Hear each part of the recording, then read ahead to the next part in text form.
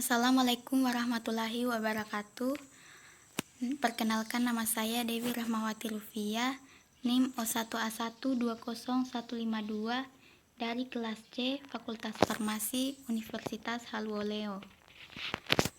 Saya akan mempresentasikan mengenai gangguan enzim pencernaan dan cara mengatasinya.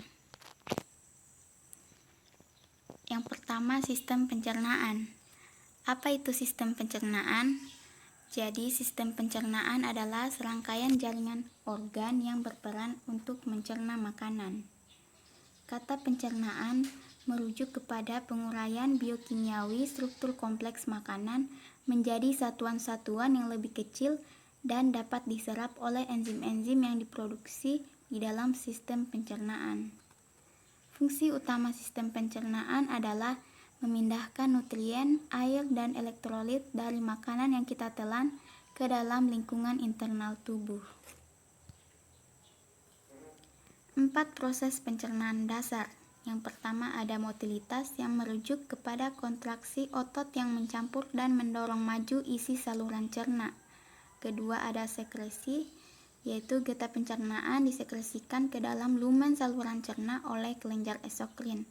Ketiga ada pencernaan yang menguraikan makanan dari struktur kompleks menjadi lebih kecil yang dapat diserap oleh enzim sistem pencernaan. Lalu yang keempat ada penyerapan yang terjadi di usus halus. Organ pencernaan. Itu yang pertama ada mulut dan kelenjar liur, yang kedua ada faring dan esofagus, yang ketiga ada lambung, yang keempat ada pankreas, hati serta cairan empedu, yang kelima ada usus halus, dan yang keenam ada usus besar. Proses yang terjadi dalam organ pencernaan. Langkah pertama dalam proses pencernaan adalah mastikasi atau mengunyah. Motilitas mulut yang melibatkan pengirisan, perobekan, penggilingan, dan pencampuran makanan oleh gigi.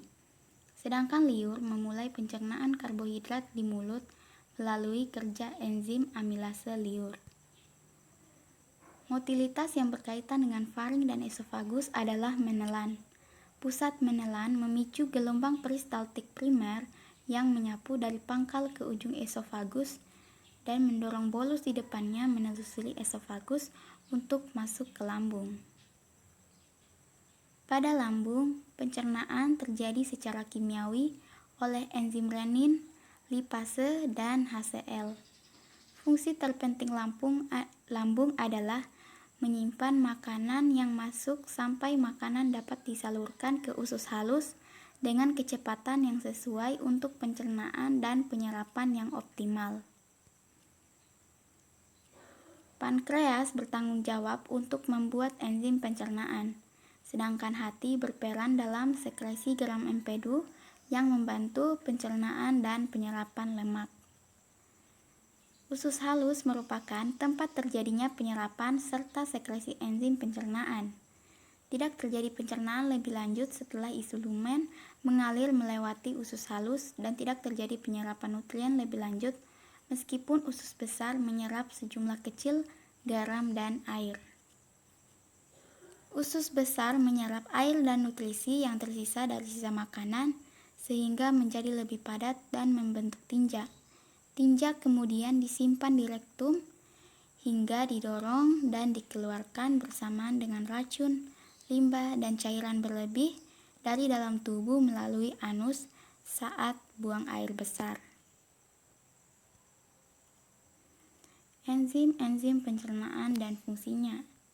Sini ada amilase yang berfungsi untuk menghidrolisis polisakarida menjadi disakarida yang terletak di mulut bersama enzim ptialin dan juga lisozim, serta enzim amilase juga terletak di pankreas bersama lipase, tripsin, kimotripsin, karboksipeptidase, aminopeptidase, serta protease.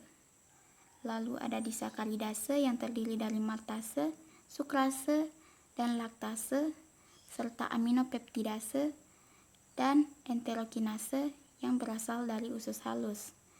Lalu ada pepsin dan renin yang berasal dari lambung. Penyakit yang terkait dengan gangguan enzim pencernaan.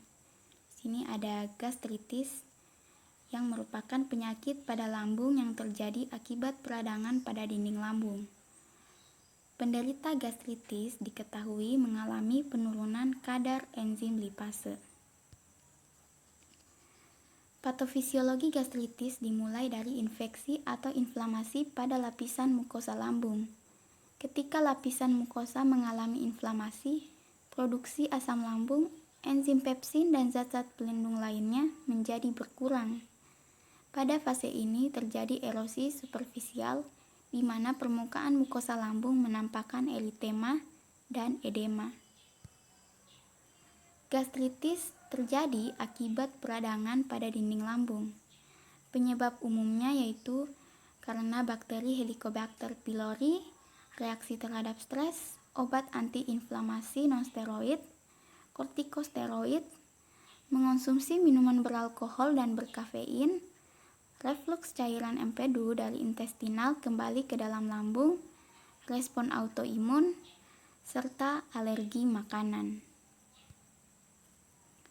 Obat untuk mengatasi gastritis. Yang pertama ada antasida yang merupakan obat untuk menetralkan asam lambung sehingga gejala sakit perut akibat gastritis bisa cepat reda.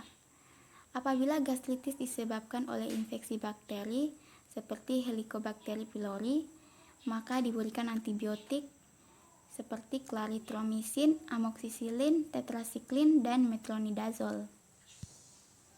Proton pump inhibitor atau penghambat pompa proton adalah obat yang menghambat produksi asam lambung dan meningkatkan proses penyembuhan.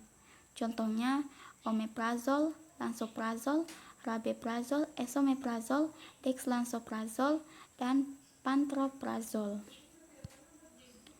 H2 blocker akan menurunkan produksi asam lambung sehingga dapat mengurangi gejala gastritis. Contoh obat ini adalah ranitidin, famotidin, simetidin, dan nizatidin.